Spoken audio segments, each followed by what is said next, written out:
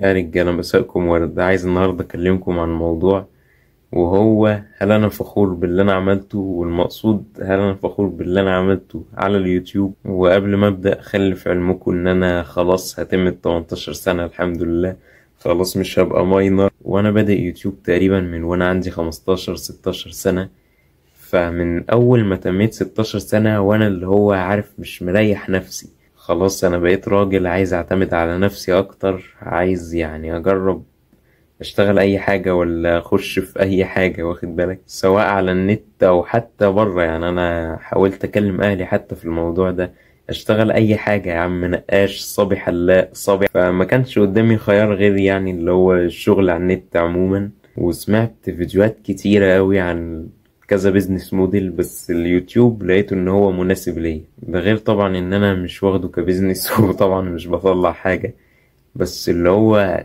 يعني حرفيا انا بقيت انسان تاني، واخد بالك، طريقة التفكير واتغيرت 180 درجة. يعني انا حرفيا كنت بين خيارين، ان انا اقعد عليها ما اعملش حاجة ولا ابدأ يوتيوب. فطبعا الإجابة القصيرة يعني إن أنا طبعا فخور وفرحان بالشيء ده. يعني ده كمان من أحسن 3 حاجات حصلت لي السنين اللي فاتت، بعد إن السايس اتاكل على الأبد، وبعد إن أنا جبت 100 في القدرات الحمد لله. والفيديو ده من الفيديوهات اللي أنا مرتاح وأنا بعملها، مبسوط وأنا بعملها. فأتمنى تكون أنت كمان مرتاح وأنت بتشوفها. بس استنوا بقى معايا، قبل أي حاجة عايز أوريكم الحركة الجامدة دي. إن أنا على النت، يعني بص جوجل كروم اهو، تكتب كلمة واحدة بس لايفلس، عشان الشباب اللايفلس اللي زي لايفلس. أسبوع في حياة شاب لايفلس، الجيم. مين الشاب الجميل ده؟ فشوف حاجة بسيطة زي كده بتشرح قلبي، أقسم بالله أنا ما كنتش أتخيلها، وأنا حاجة كنت أحلم بيها وأنا صغير كده، إن أنت تجوجل كلمة واحدة بس ويطلع لك وشك ليه يعني. وبعدين عندك يعني أنا هتحط جنب توماس شيلبي، يا لهوي ده شرف ليا. بيقول لك لا أريد أن أترك التدخين حتى لا يفلس المصنع. بس بتكتشف بقى بعدين إن أنت لو دخلت تبحث عن اليوتيوب وتدخل تكتب رؤى، مين اللي هيطلع لك؟ مين اللي هيطلع لك؟ مين يا ترى؟ سيبك من مع احترامي ليه طبعا، رؤى. يا رجال لا حاسس ان لا حد خلاص هيجي خلاص لي يقول ارحمني، لي خلاص انت. خلاص. ايه ده يا ساتر يا رب، يا ساتر يا رب. عنيف الواد فاروق ده، وانتوا انقذتوا حياته هو يا جدعان يعني. وبص بص الصمنيلز، يا لهوي ايه الجمال ده. ما علينا، المهم ان انا بادئ الرحلة دي من 2 سنين، وبدأت بمحتوى الشورتس. ما تيجوا نشوف محتوى الشورتس بتاعي عن ايه. شوف بدأت بإيه، تحدي العرض. بنزل زي العيال البوتات اللي بينزلوا أي حاجة. فاللي هو لو انت بتفكر في اليوتيوب، ابدأ بأي عبط، ابدأ بأي هلس، بس أهم حاجة إن انت تبدأ. وبعدين شوية مهارات على الخفيف، قطة حبوبة. سعادتي في الدنيا إن أشوف أمي وأبويا مبسوطين، يا سلام ده. وبص أنا كنت بتكلم إزاي بالله عليك، بص. ازيكم يا رجالة، عاملين ايه؟ مش عارف كم واحد هيشوف الفيديو ده، بس أنا عايز أتكلم النهاردة عن فضل الأب وكده. يعني لو أي أب بيشوف الفيديو ده، أنا أولا بحبك، وعايز أتكلم عن يعني بالنيابة عني وعن أبناء كتير، يعني بيكونوا مجرد عايزين يشوفوا أبوهم مبسوط ومش متضايق أو مهموم من الشغل أو كده. يعني أنا لسبب ما، بس يا عم هعيط، يا عم هعيط، يا عم ما ترحمني بقى. المهم انتوا شفتوا ما كنتش عارف اتكلم ولا اتنيل ولا اتهبل، وعملت فيديو قبل كده بقول فيه كل النصايح، يعني كل نصايح العيال اللي عايزين يبدأوا يوتيوب جديد. بس عملت الفيديو ده برايفت لان الهري ده كله ما كانش ليه اي 30 لازمة. واهم نصيحة هي ان انت تبدأ، وبعدين ابدأ لاحظ بقى تطورك، وانت تبدأ تظبط حاجات مع نفسك. زي مثلا ان انت بدل ما تبص هنا، انا باصص على نفسي، تبص على الكاميرا. بدل ما مثلا تمسك الموبايل وانت بتصور تحطه على حاجة زي كده. بص يا عم انا حطه على ايه. حتى لو ما عندكش يعني حاجة اللي هي مش لازم تكون حاجة اللي هي فخمة اوي، بدل ما تبدأ على عماك كده تنظف مثلا الكاميرا قبل ما تبدأ. حاجات يعني حاجات بسيطة كده بتتلاحظ مع الوقت وانت بتتطور فيها مع الوقت. ومحتوى الشورتس بتاعي عامة مش مفهوش يعني نيش معين او اللي هو يعني اطار مواضيع معين تتكلم فيها او ستايل فيديوهات معين. لا، ده انا بفتح الكاميرا كأنه واحد بيتكلم ستوري مثلا على الانستجرام. هو ده محتوى الشورتس بتاعي. بس خلينا بقى نشوف الفيديوهات الطويلة، غير طبعا الفيديوهات اللي عملت لها برايفت يعني كانت عار قوي. والمعلومية اليوتيوبرز على فكرة مش بيعرفوا يتكلموا، ولا انا بعرف اتكلم ولا غيري. بس يعني ربنا انقذنا بالمونتاج والله. بس فتخيل اللي هو يعني انت من تشتغل 50,000 مرة عملت مونتاج وقصيت الحتت اللي انت مش عايز تطلعها 50,000 مرة، والخرا اللي قدامنا ده هو ده النتيجة النهائية. انت متخيل؟ عشان تعرف برضو ان الواحد بيتطور مع الوقت. يعني مثلا فيديو يوم في حياة شاب لايفلس ده انا كنت شايفه الامل وقتها.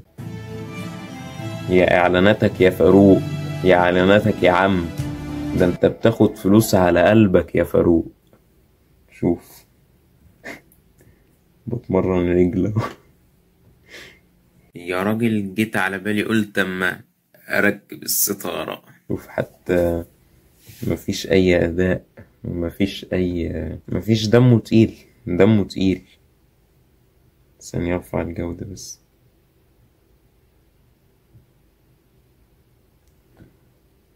يعني فيديو زي كده انا طبعا فخور ان انا مريت بالمراحل دي كلها، بس مش قادر اشوفه. وبص الكاميرا يعني مش عارف، بلاش اقول لفظ وحش، ما كانش نظيفة يعني.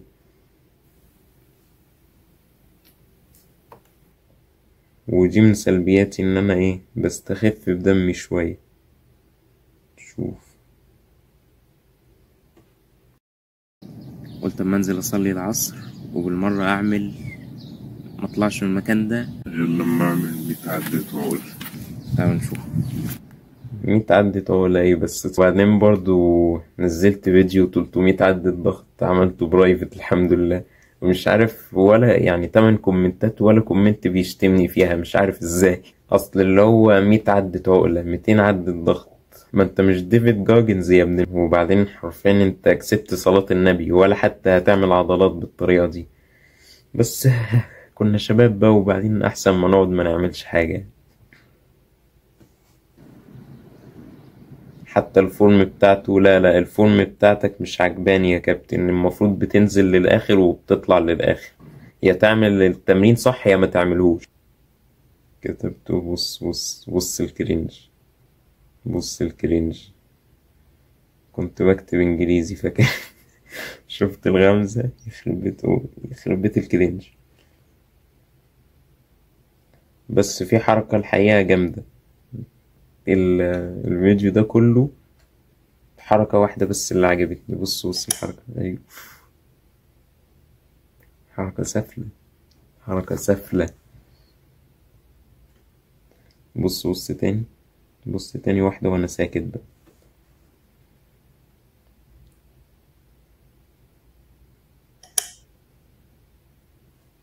سافلة. حركات مونتاج رايقة. ده من أول الفيديوهات اللي أنا عملتها واخدة طابع فلوج شوية، اللي أنا لسه بعمله. لسه بعمل فلوجات يعني. بعدين فيديو التنمر في المدارس ده، معقول الصوت فيه خرا طبعا، والصوت لسه لحد دلوقتي خرا بس أحسن يعني. وبعدين بقى دخلت في الجيمنج، ومش عارف ليه كل يوتيوبر حرفيا بلا استثناء جيب لي يوتيوبر لا الصراحة في بس معظم اليوتيوبرز جربوا حوار الجيمنج. ما تعرفش ليه بقى، ممكن نكون مثلا مستسهلينه.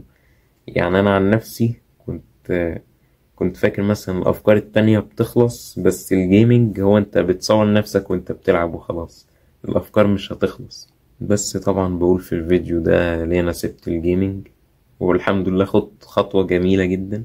بعدها نزلت الفلوج ده. الفلوجات حاجة أنا حاببها يعني، وفرحان إن هي بتاخد يعني بتتقدر شوية منكم. بتجيب لايكات اعلى كمان من الفيديوهات العادية. نقطة التحول بقى، ليه تبدأ تعمل فيديوهات يوتيوب؟ رزعتلكوا على طول بعدها الفيديو ازاي تجيب 100 في القدرات. ودي مش عارف الصراحة هل اقول نقطة تحول ولا لا، لان انت بص يعني السهم ماشي كده، فيديو القدرات نزل تاني. بس الحمد لله على كل حال طبعا. وحاجة انا مش متعود عليها ان يجيلي كمية الكومنتات دول، ناس بتدعيلي، ناس بتشتمني. بس الحمد لله طبعا، يعني انت بتعيش وتتعلم واخد بالك. فوصلت الحل الحمد لله ان انا القناة دي انزل تجربتي مع حاجة عليها، انزل مشكلتي مع حاجة، انزل فلوجات كلها حاجات متعلقة بيا وبالشباب عموما يعني واخد بالك. فتقدر تقول ان فيديوهاتي كلها الحمد لله توصلت انها تبقى محطوطة تحت كاتيجوري معينة او كاتيجوري، يعني مش عارف بتتنطق ازاي. 632 واحد على راسي من فوق، 173 فيديو. That's hard working. وعشان مخليش حاجة في خاطري فتحت قناة تانية بتكلم فيها اكتر عن ايه بقى، عن مواضيع شخص معين، حاجة معينة. وبص بقى سبحان الله، هي اتظبطت لي كده من عند ربنا. عملت موقع ونزلت فيديو عن الموقع اللي انا عملته، وما كنتش هعرف اعمل موقع لو ما بدأتش يوتيوب، لان انا الموقع كله عبارة عن فيديوهاتي والسوشيال ميديا بتاعتي. والله العظيم هتصدقني لو قلتلك ان ولا حاجة من دول كنت مخطط لها. يعني انا بدأت يوتيوب والباقي من عند ربنا. الحمد لله الحمد لله والله. وبص الموقع شياكة ازاي، بص. واكبر مثال على ان انت تبدأ وبعدين هتتعلم حاجات مع الوقت، ان انا كنت بالاول بكتب السكريبت على الموبايل، اجيب ورقة وقلم اكتب السكريبت على الورقة، وبعدين ابدأ ان انا الحاجات اللي محتاج اقراها من الورقة اقراها، او اللي هو ابص عليها في الورقة واتكلم بقى. بس حاليا ايه، بقيت كوبي بيست من على الموبايل اللابتوب على طول، واسهل طبعا وبيوفر وقت وبيوفر لك طاقة ان انت تعرف تتكلم في الفيديو احسن. واحسن حاجة في حوار السكريبت ده مش مثلا اقول لك لا انت هتكتب بالطريقة دي غصب عنك، لا، كل واحد ليه طريقته الخاصة، كل واحد عنده ابداعه واخد بالك. فحاجة زي دي عشان زي ما قلت لك انت عايز تعتمد على نفسك، انت خلاص بقيت راجل. فمن غير اليوتيوب وزي ما قلت لكم مفيش حاجة من عندي، كل حاجة ربنا هو اللي رتبها لي من عنده. واليوتيوب هو اللي وقفني على رجلي واداني شوية ثقة. ليه؟ لان انا عارف ان انا مش قاعد وخلاص، انا بعمل حاجة، وزي ما انتوا شفتوا هي حاجة فعلا، يعني دي حاجة ما حدش يقدر ينكرها. عارف شعور انك عندك حاجة شغال عليها، فده اللي مديني الثقة اللي من غيرها اللي يسوى واللي ما يسواش كان هيدوس على وشي بكل صراحة يعني. فهل أنا فخور برحلتي على اليوتيوب اللي بالمناسبة ولا قايل لأهلي ولا قايل لأصحابي عليها؟ فشخ، فخور فشخ. والحمد لله على الشيء ده، وشكرا لأي واحد كان جزء من الرحلة دي، واللي بالمناسبة مستمرة لحد ما أموت بقى. وقلت الشيء ده كذا مرة كمان، إن فضة كبت كتير، الكلام ده كله ما هو كبت برضو. فمن كل النواحي خلاني إنسان أحسن الحمد لله. ولو بتفكر تبدأ، توكل على الله، ابدأ بأي حاجة، ابدأ خبط مع نفسك، ودي نصيحتي الوحيدة ليك.